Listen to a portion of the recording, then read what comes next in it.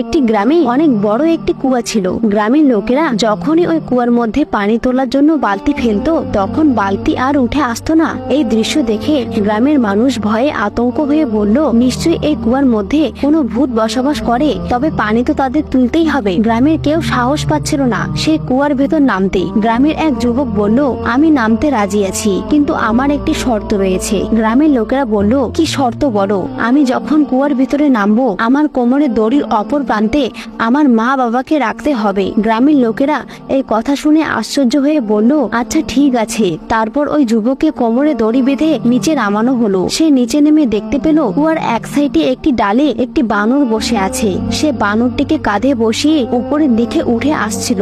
এই সময় কুয়ার ভিতর অন্ধকার থাকায় তাকে ভূতের মতো দেখাচ্ছিল। দড়ি ধরে থাকা লোকগুলো ভয়ে আতঙ্ক হয়ে দড়ি ছেড়ে পালিয়ে গেল। শুধুমাত্র তার বাবা ও মা দড়ি ধরেই থাকলো। এই দৃশ্য দেখে গ্রামের লোকেরা বুঝতে পারলো ছেলেটি কেন দড়ির অপর প্রান্তে তার মা বাবাকে রাখতে চেয়েছিল, কারণ বিপদের সময় সবাই ছেড়ে গেলেও